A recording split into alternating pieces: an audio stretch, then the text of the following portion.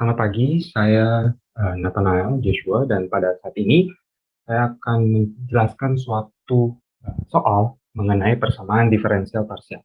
Jadi diberikan suatu soal dari persamaan diferensial parsial, yaitu masalah Sturm-Liouville, berupa turunan pertama dari XU aksen ditambah lambda per X dikali U sama dengan 0, dengan batasan X lebih besar dari 1 dan lebih kecil dari E, di mana lambda itu merupakan bilangan real. Dengan syarat batasnya U1 sama dengan U aksen E sama dengan 0. Nah, pada soal kali ini diminta yaitu untuk mencari fungsi eigen dan nilai eigen, dan kemudian dari barisan fungsi eigen yang diperoleh dibuktikan apakah barisan fungsi eigen tersebut bersifat ortogonal atau tidak. Sebelum kita mencari fungsi eigen dan nilai eigen, maka kita harus mengetahui terlebih dahulu bahwa bentuk umum dari persamaan diferensial order 2 memiliki bentuk umum yaitu AXY double aksen ditambah BXY aksen ditambah CXY sama dengan 0. Yang kita kenal juga sebagai persamaan Euler, di mana bentuk umum tersebut dapat ditulis dalam bentuk masalah Sturm-Liouville yang kita punya seperti sekarang, yaitu dalam bentuk turunan pertama dari RXY aksen ditambah dalam kurung QX ditambah lambda PX yang dikali dengan U sama dengan 0. Nah, oleh sebab itu, maka kita harus mengubah masalah yang kita punya ini ke dalam bentuk persamaan Euler terlebih dahulu. Bagaimana cara mengubahnya? Maka saya akan menjelaskan cara mengubahnya terlebih dahulu. Pertama, dari masalah yang kita miliki, yaitu turunan pertama dari XU aksen ditambah lambda per X dikali U sama dengan 0, kita memperoleh Rx, yaitu sama dengan X, dan Px, yaitu sama dengan 1 per X. Kemudian kita operasikan turunan pertama dari XU aksen ditambah lambda per X dikali U sama dengan 0 menjadi XU double aksen ditambah lambda per X dikali U sama dengan 0, yang dimana bisa kita kalikan dengan X, sehingga kita mendapatkan X kuadrat U double aksen ditambah lambda U sama dengan 0. Dari persamaan X kuadrat U double aksen ditambah lambda U sama dengan 0, kita mendapatkan konsonan A, yaitu sama dengan X kuadrat, AX sama dengan X kuadrat, dan CX sama dengan lambda. Nah, karena bentuk persamaan diferensial order 2 pada umumnya adalah AXY double aksen ditambah BXY aksen ditambah CXY sama 0, maka kita tinggal mencari BX-nya. Bagaimana cara kita mencari BX-nya adalah dengan memasukkan ke rumus tersebut. BX per AX dikali RX sama dengan turunan pertama dari RX, di mana kita dapatkan BX per X kuadrat dikali X sama dengan 1, sehingga kita mendapatkan BX itu sama dengan X. Sehingga setelah kita mendapatkan AX dan kemudian BX dan CX, maka bisa kita masukkan ke dalam bentuk persamaan Euler, sehingga kita mendapatkan persamaan Eulernya adalah X kuadrat U double aksen ditambah X U aksen ditambah lambda U sama dengan 0. Memang pada awalnya bentuk umumnya adalah menggunakan Y, tetapi karena di soal ini kita memakai variabel U, maka kita ganti saja variabelnya jadi variabel U. Kemudian, setelah kita sudah mengubah ke dalam bentuk persamaan Euler, maka kita bisa mencari nilai dan fungsi ataupun solusi dari eigen dari soal tersebut. Kita misalkan U sama dengan X pangkat R. Kemudian kita substitusikan U sama dengan X pangkat R ke dalam persamaan yang sudah kita peroleh. Sehingga kita mendapatkan X kuadrat dikali R min 1 dikali X pangkat R min 2 ditambah XR dikali X pangkat R min 1 ditambah lambda X pangkat R sama dengan 0. Kemudian di sini bisa kita sederhanakan, kita dapatkan menjadi R pangkat R dikali R min 1 dikali X pangkat R ditambah R dikali X pangkat R ditambah lambda X pangkat R sama dengan 0. Sehingga kita juga bisa mendapatkan R kuadrat X pangkat R dikurangi X R pangkat R ditambah X R pangkat R ditambah lambda X pangkat R sama dengan 0. Sehingga bisa kita dapatkan yaitu R kuadrat sama dengan minus lambda, di mana R kuadrat dengan minus lambda ini bersifat sebagai persamaan karakteristiknya.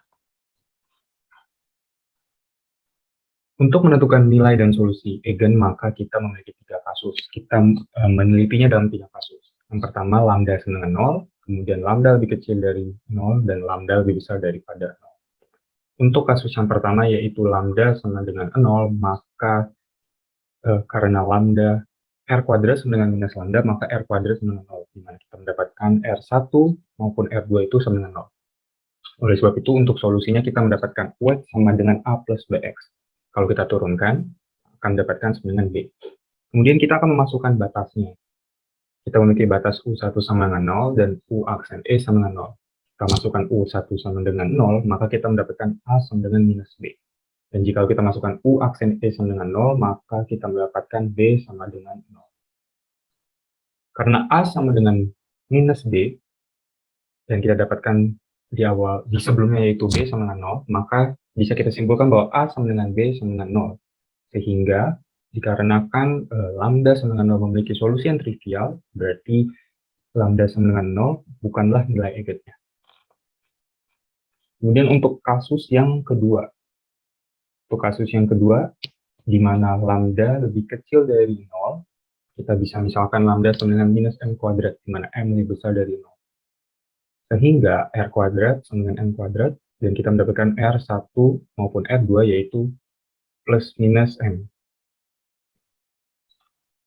Untuk kasus ini kita mendapatkan solusinya adalah UX sama dengan A X pangkat M ditambah B X pangkat min M. Dan kalau kita turunkan, kita mendapatkan MA X pangkat min M min 1 dikurangi dengan MB X pangkat min M pangkat min 1. Kemudian dengan kembali dengan syarat batas yang kita punya yaitu U1 sama dengan 0 maupun U aksen E sama dengan 0, kita masukkan. Untuk U1 sama dengan 0, kita masukkan ke dalam A X pangkat M ditambah BX pangkat min M, sehingga kita mendapatkan A plus B sama dengan 0, sehingga kita mendapatkan A sama dengan min B.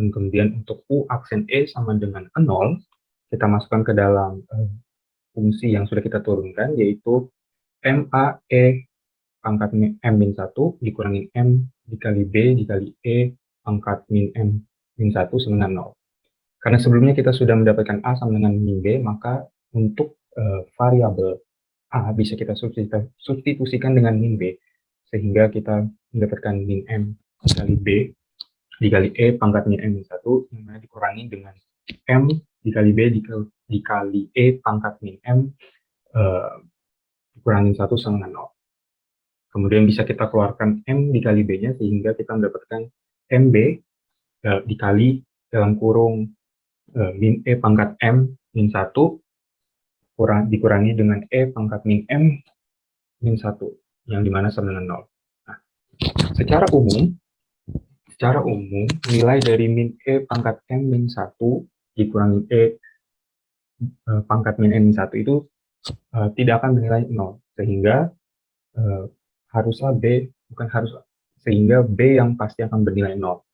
Nah, karena A sama dengan min B, maka bisa kita simpulkan juga A sama dengan B sama dengan 0. Sehingga oleh sebab itu, untuk lambda lebih kecil dari 0 bukanlah nilai eigen, karena seperti lambda sama dengan 0 sama-sama memiliki solusi trivial. Kemudian untuk kasus yang ketiga, di mana lambda lebih besar daripada 0, bisa kita misalkan lambda sama dengan m kuadrat, sehingga kita dapatkan r kuadrat sama dengan minus m kuadrat, sehingga kita dapatkan m1 ataupun m2 sama dengan plus minus m dikali i. Baik, untuk UX-nya, untuk solusinya, bagi lambda di atas 0, kita dapatkan A cos mx ditambah B sin mx. Nah, karena R1 tidak sama dengan R2, di mana R1 sama dengan M plus IJ, R2 sama dengan M min IJ, maka solusi umumnya kita dapatkan Y sama dengan X pangkat W dikali dengan A cos K dikali ln X plus B sin K ln X. Jika W sama dengan 0 dan K sama dengan M, maka bisa kita dapatkan UX dengan A cos M ln X ditambah B sin M ln X. Kalau kita sudah mendapatkan UX-nya, untuk kasus ini, maka kita bisa masukkan syarat batasnya U1 sama dengan 0 ke dalam UX, sehingga kita mendapatkan A sama dengan 0, kemudian juga untuk turunannya, yaitu U aksen X sama dengan 0, kita mendapatkan fungsi turunan yang seperti ini, minus M dikali A sin M ln X per X ditambah M dikali B cos M ln X per X sama dengan 0. Sehingga oleh sebab itu, bisa kita masukkan untuk syarat batas yaitu U aksen E sama dengan 0, di mana min M dikali A sin M ln E per E ditambah M dikali B cos M ln E per E sama dengan 0. Kita masukkan sehingga kita dapatkan minus M dikali A sin M per E ditambah M dikali B cos M per E sama dengan 0. Baik. Karena sebelumnya kita dapatkan A sama dengan 0, maka bisa kita ganti atau kita substitusikan nilai A menjadi sama dengan 0, sehingga kita mendapatkan M dikali B dikali cos M per E sama dengan 0. Kita bisa sederhanakan ataupun operasikan, dan kita mendapatkan B cos M sama dengan 0 dan cos M sama dengan 0, di mana B tidak boleh sama dengan 0 agar tidak trivial. Dan oleh sebab itu kita mendapatkannya, untuk mendapatkan nilai M sama dengan Pi per 2 plus Pn yang sama dengan 2n plus 1 dikali Pi per 2. Karena sebelumnya, ya, setelah kita mendapatkan M, kita bisa memasukkan ke dalam lambdanya, yaitu karena sebelumnya lambda sama dengan M kuadrat, maka bisa kita kuadratkan juga M-nya, sehingga kita mendapatkan 2n plus 1 kuadrat dikali dengan Pi kuadrat per 4, di mana lambda N-nya kita dapatkan sama dengan 2n plus 1 kuadrat dikali Pi kuadrat per 4, di mana N sama dengan 0, 1, dan 2, dan seterusnya, yang berlaku sebagai nilai eigennya untuk kasus ini. Nah,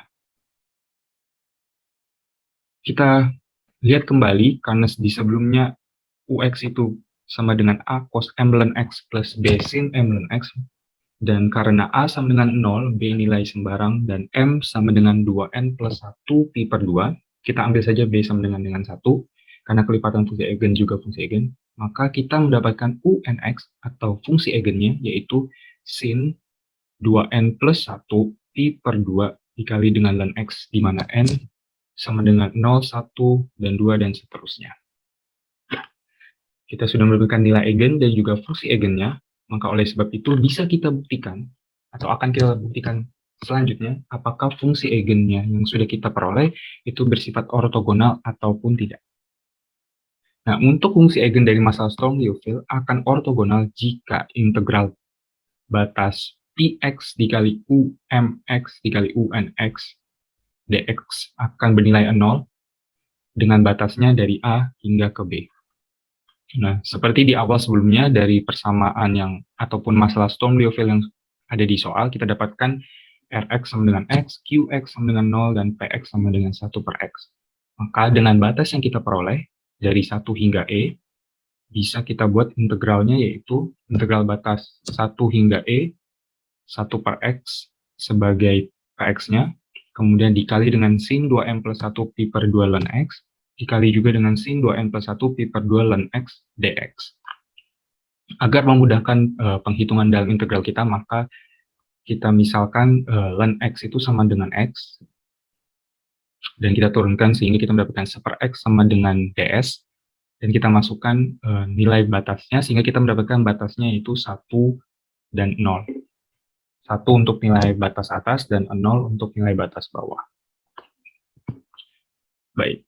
Karena kita sudah mendapatkan nilai batas bawah dan nilai batas atas yang baru, maka bisa kita ubah persamaan integral tersebut menjadi integral batas 0 sampai 1 dari sin 2m plus 1 Pi per 2s, karena seperti yang tadinya kita sudah misalkan ln X sama dengan S, dikali sin 2n plus 1 Pi per 2s ds.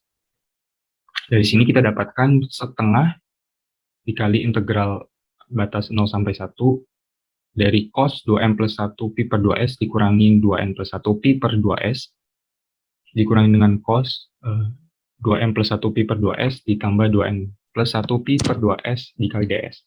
Nah, batas ini kita dapatkan dari mana? Kita dapatkan dari identitas trigonometri yang sudah kita pelajari, yaitu cos A min B dikurangin cos A plus B sama dengan 2 sin A sin B. Maka dari itu, setengah dari cos A min B min cos A plus B adalah sin A sin B.